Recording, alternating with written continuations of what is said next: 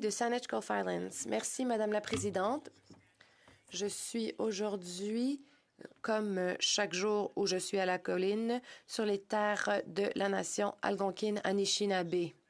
Un grand miigwech à cette communauté.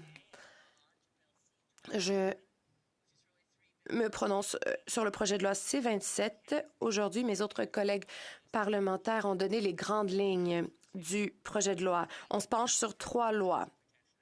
Donc, la loi sur la protection de la vie privée des consommateurs, la loi sur le tribunal de la protection des renseignements personnels et des données qui remplace ce qui est prévu par la loi sur la protection des renseignements personnels et des documents électroniques, ainsi que la loi sur l'intelligence artificielle et les données. Je vais commencer par cette dernière, car je crois que c'est la loi ou c'est le concept dont nous connaissons le moins de choses. Il y a beaucoup à comprendre. J'ai lu sur l'intelligence artificielle et sur les biais et les préjudices qui découlent de l'intelligence artificielle. Dans 1984 de George Orwell décrivait des choses qui étaient impensables à l'époque. C'était un visionnaire dystopique. Dans La Servante écarlate, je me souviens de la scène d'ouverture où une femme va dans un commerce et on lui retire sa carte de débit. À l'époque, nous n'avions pas de carte de débit et Margaret Atwood avait dû décrire ce concept futuriste, c'est-à-dire une carte en plastique qui permettrait de retirer de l'argent. Donc, les mots de George Orwell écrits en 1949 au sujet de la façon dont l'intelligence artificielle et les nouvelles technologies pouvaient causer préjudice. Dans 1984, il est écrit « C'était extrêmement dangereux de laisser sa pensée divaguer lorsque nous étions dans un lieu public, car le plus petit détail pourrait vous divulguer au grand jour. »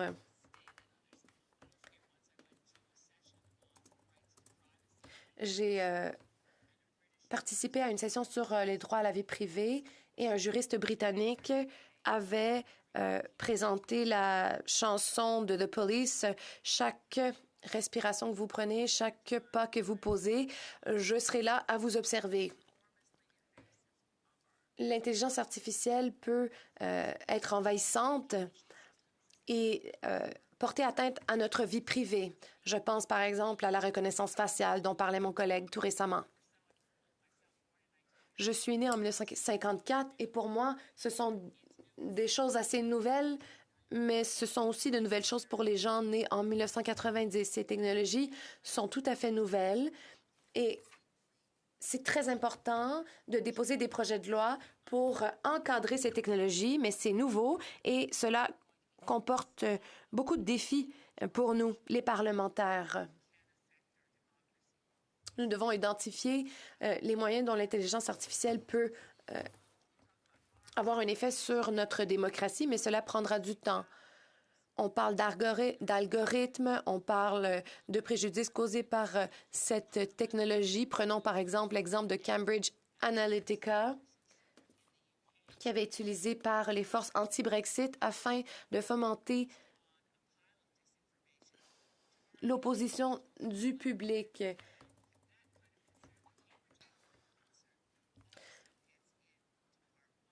Cambridge Analytica,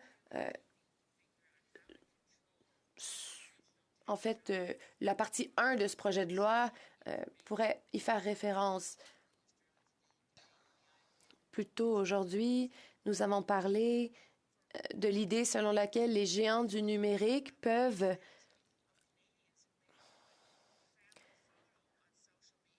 sans le consentement des Canadiens, fournir des données privées à des entreprises. Et ces gens pourraient ne jamais savoir que leurs photos et leurs données personnelles ont été utilisées pour enregistrer des bénéfices.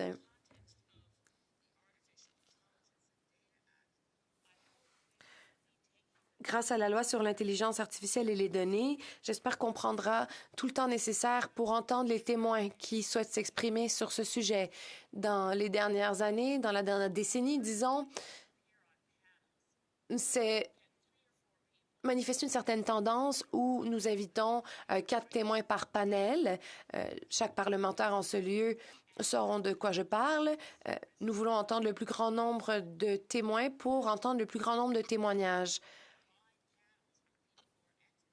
Si nous avons sur un même panel des experts en matière de protection des renseignements personnels et des documents électroniques, avec des experts sur d'autres sections de ce projet de loi, eh bien, ce sera plus compliqué. Les comités contrôlent la façon dont ils font leur travail.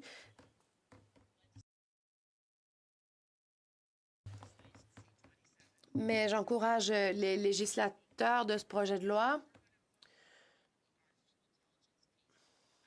à suivre l'exemple du président. Donc, si nous votons sur les différentes parties du projet de loi, peut-on organiser des panels qui regroupent des experts sur un même sujet? Sinon, les députés poseront des questions à un expert ou un autre et ainsi on oublierait du contenu très important où on n'entendrait pas des témoignages essentiels. Dans les années 80, un témoin pouvait s'exprimer pendant 15 minutes et ensuite nous avions les 45 minutes restantes pour poser des questions à ce même témoin. Alors que nous étudions un sujet aussi complexe, je demanderai au comité de bien composer ces panels ou même d'envoyer ce projet de loi à un autre comité pour qu'on puisse l'étudier de manière approfondie et qu'on puisse prendre connaissance des conséquences qui pourraient survenir si nous étudions ce projet de loi trop rapidement. On a posé la question à savoir si les lois en matière de vie privée devraient s'appliquer aux partis politiques au Canada. Pour l'instant, ce n'est pas le cas. Les partis politiques sont exemptés de certaines mesures de protection envers la vie privée, au contraire des entreprises, par exemple. Canada, il était essentiel d'ajouter les partis en politique dans le cadre des organisations où il y a une obligation de protéger la privacité, des Canadiens. I'll say quickly that I tend to agree.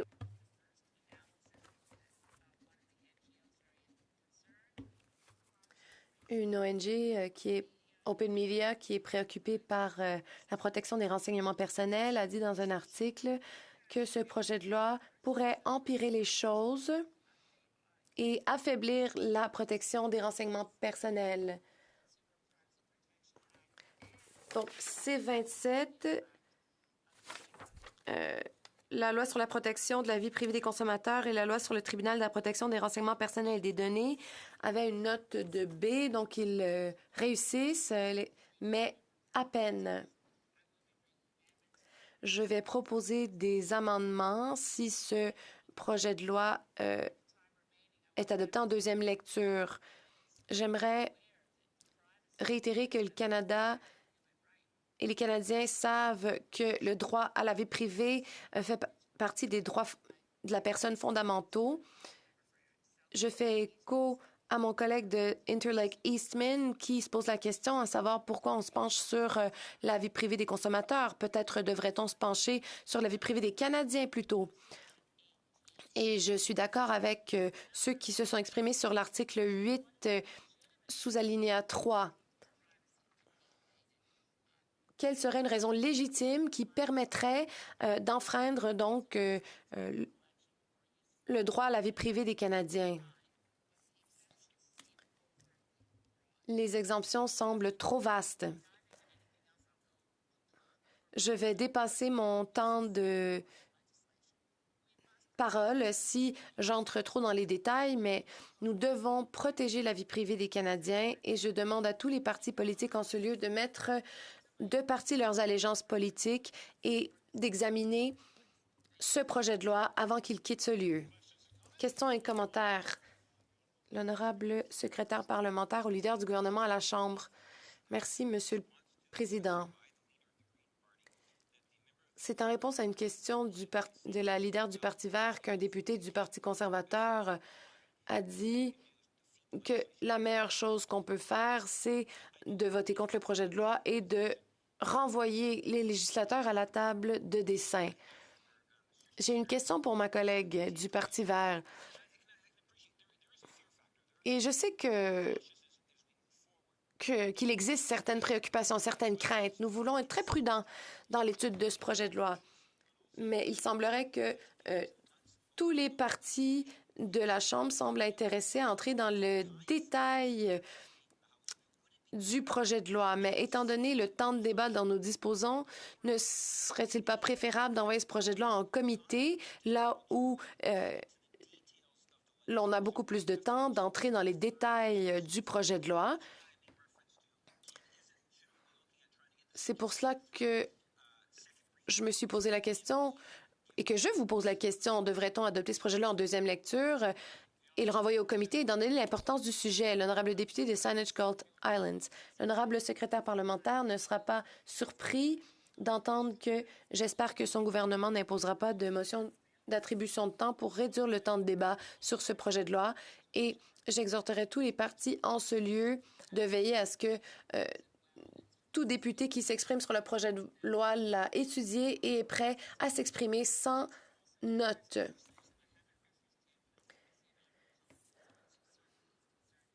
Je sais qu'un de mes collègues, mes honorables collègues, est aussi préoccupé par la protection de la vie privée des enfants.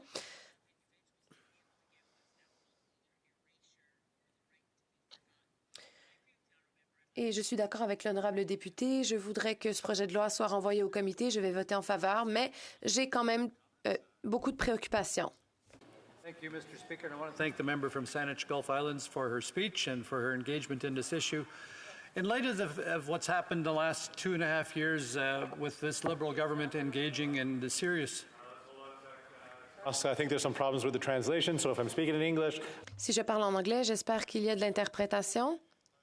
L'honorable député de Provencher, recommencez votre question. J'aimerais remercier la députée de Saanich Gulf Islands pour son excellent discours. À la lumière de ce que nous avons vu au cours des 2 dernières années, ce gouvernement a enfreint les droits à la vie privée des Canadiens.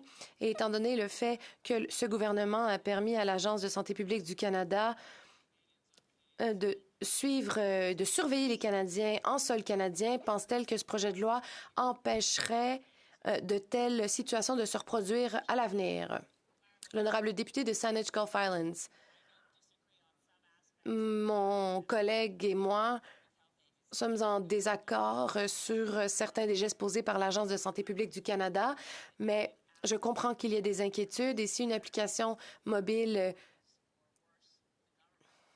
surveille les Canadiens et recueille leurs informations personnelles, eh bien, nous devons y porter attention. Ce projet de loi permet d'avancer dans la bonne direction pour empêcher une telle situation de se reproduire, mais je ne crois pas qu'on peut dire en toute confiance qu'une telle situation ne pourrait jamais se reproduire au pays.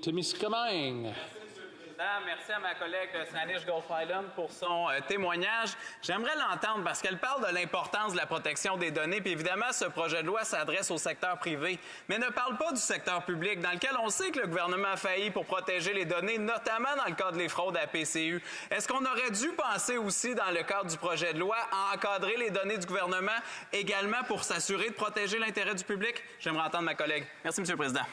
Honorable député de Saanich Gulf Islands. Oui, merci à mon collègue. Je pense que nous avons les questions exactement comme il a dit, avec les exemples récemment, dans les questions de fraude. Et on doit protéger le droit d'être privé comme Canadien, comme Québécois et Québécoises, mais on va faire plus dans cette législation. Je pense qu'on a du temps. We got time for one more because Il nous reste du temps pour une question. L'honorable député de Winnipeg Centre. Merci beaucoup, Monsieur le Président. Mon honorable collègue a parlé de droit.